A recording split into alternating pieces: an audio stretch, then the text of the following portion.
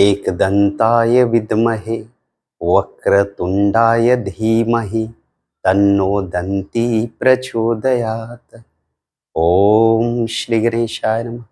ओम श्री सरस्वतीये नमः। ओम श्री गुरुभ्यो नमः। आज से एक बहुत ही स्पेशल टॉपिक है जो प्राइस ऑफ मैन, मनुष्य की कीमत। मनुष्य की कीमत यानी हम सब की कीमत क्या हो सकती है। क्रिएटर ने हमें क्रिएचर के रूप में यानी परमात्मा ने हम सबको बनाया, यानी स्वयं ऐसा कह सकते हैं कि परमात्मा का सबसे सुंदर क्रिएशन है, बनावट है, वो मनुष्य है। इसलिए मनुष्य को special creation in this world, इस ब्रह्मांड में सबसे स्पेशल, सबसे इम्पोर्टेंट क्रिएशन कहा जाता है। इसलिए we are all very important. कोई इस संसार में ऑर्डिनरी नहीं है। इसलिए अपने इस इम्पोर्टेंस को हमें रियलाइज करना, अदरवाइज वी आर ऑर्डिनरी। यदि हम अपने आप को नहीं पहचाने, अपनी कीमत को नहीं पहचाने, तो वाकई आप साधारण हैं। यदि आपने अपनी कीमत को पहचाना तो आप असाधारण हैं। और पहचानना कैसे? तो this is the character, talent. आपके अंदर वो कैरेक्टर, वो टैलेंट, वो हुनर, अपना निखार होना चाहिए। And human life is a golden era कहते हैं, गोल्डन लाइफ कहते हैं। मनुष्य का जीवन एक स्वर्णिम काल जैसा है, स्वर्णिम काल। It's a golden era and golden life इसे कहा गया है।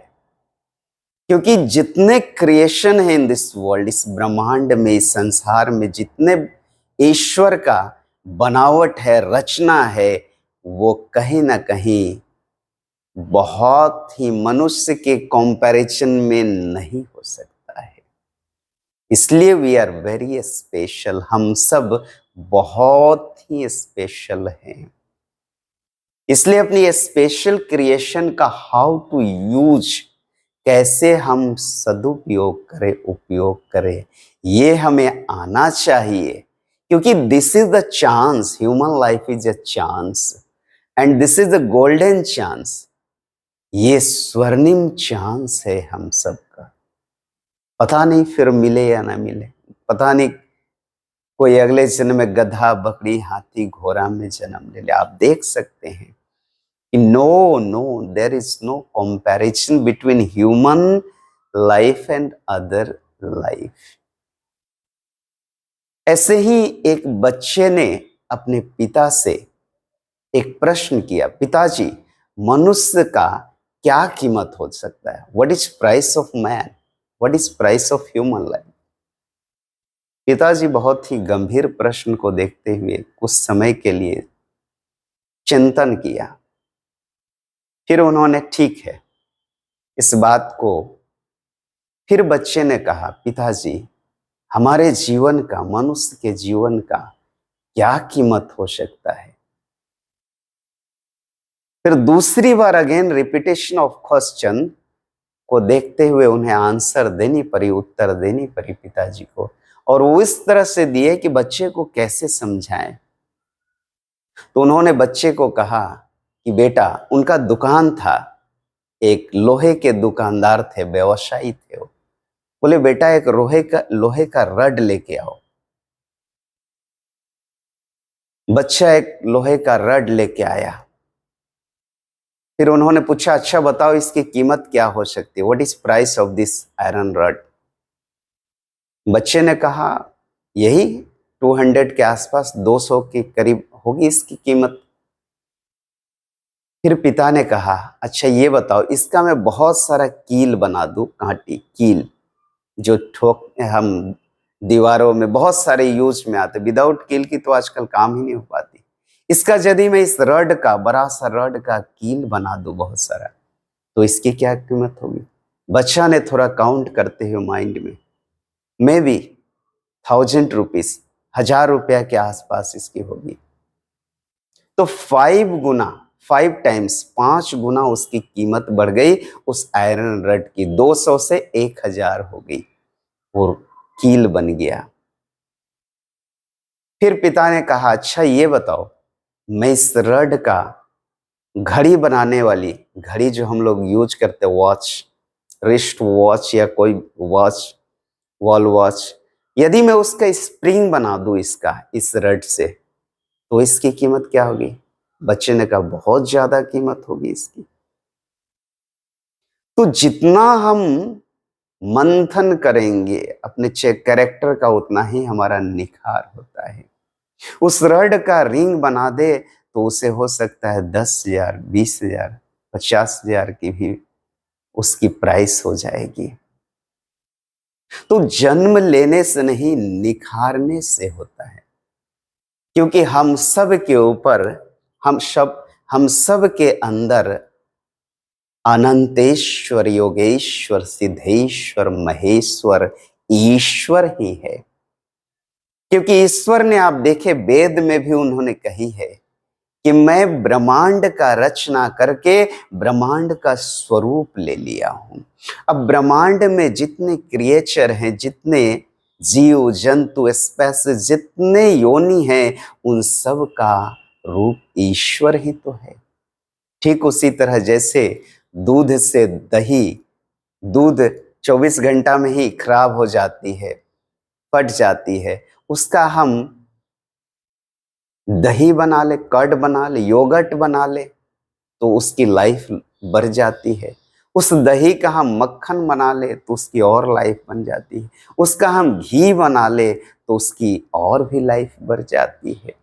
इसलिए जितना हम चिंतन मनन करें, उतना ही हमारे कैरेक्टर में निखार आता है, उतना ही हमारे अंदर वो लॉ, वो उसकी प्राइस बढ़ते जाती है। अब घी की आप देख लो कि घी की 10 टाइम्स या 20 टाइम्स, 10 से 20 गुना दूध से ज्यादा प्राइस होती है और लॉन्ग लाइफ होती है।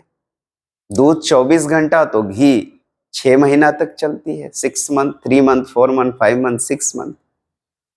तो जितना हम अपने आप को निखारेंगे, उतना ही हमारे अंदर टैलेंट है। क्योंकि अपने अंदर 7 समंदर, we are all have a finite power, हम सब के अंदर अनंत शक्ति ईश्वर ही है, जो परमात्मा अनंत रूप में आत्मा स्वरूप है।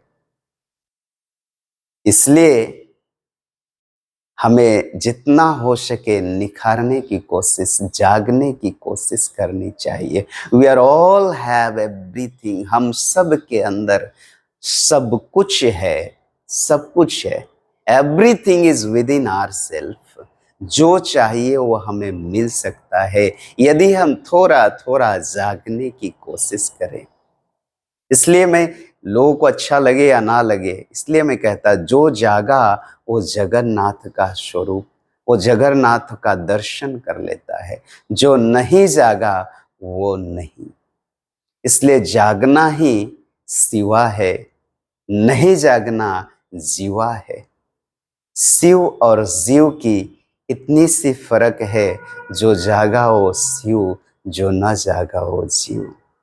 इसलिए जागना हमारा परम धर्म है। धर्म भी यही कहता है कि जागो। जो जगाता नहीं वो कैसा धर्म हो सकता है? इसलिए अपने स्वरूप का अनुसंधान हमें करना चाहिए। Otherwise we are going to beggar in whole life. जीवन भर आप भटकते रहो, ये चाहना वो चाहना। जीवन भर हम कलेक्शन करते, इकट्ठा करते, once a day everything is going to left. एक दिन सब कुछ छोड़ के चले जाते हैं। तो कलेक्शन वो करनी चाहिए जो परमानेंट हो।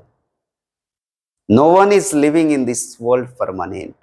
कोई नहीं रह सकता है with body, but with soul you will living whole अनंत समय तक आप रह सकते हैं यदि अनंत को आपने पा लिया, यानी इनफाइनाइट, जो कभी समाप्त नहीं होता है, जिसकी अस्तित्व कभी समाप्त नहीं होती है। There is no end of the infinite. पर जो अनंत रूप में है उसकी सत्ता कैसे जाती है? जैसे आप देख लो, एक फील्ड है, एक खेत है, खेती है।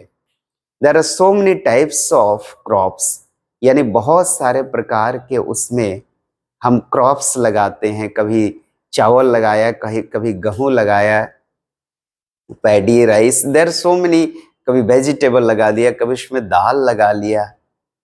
फील्ड तो वही रहता है, खेत वही रहती है, क्रॉप्स आता जाता है। उसी तरह bodies come and go, infinite energy जिसे परमात्मा कहते हैं, there is no come and go. इसलिए उस इनफाइनाइट को रियलाइज करते करते once a day will be infinite, हम सब उस परम अनंत को प्राप्त हो सकते हैं। And everything is within our self.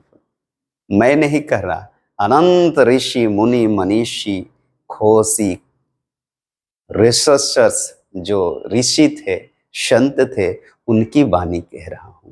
उन्होंने रियलाइज किया, उन्होंने रियलाइज किया और उन्होंने जागा और उन्होंने पाया, सब कुछ पाया। इसलिए हम सब को ये कहे कि ना जी ये कलयुग है। Kalyug is one of the hi-tech yug in this युग। सबसे यदि हाईटेक युग है तो वो है Kalyug. So Kalyug is one of the best yug to realise this super power. परमात्मा को जानने और जागने का बहुत ही सुंदर युग है। ओ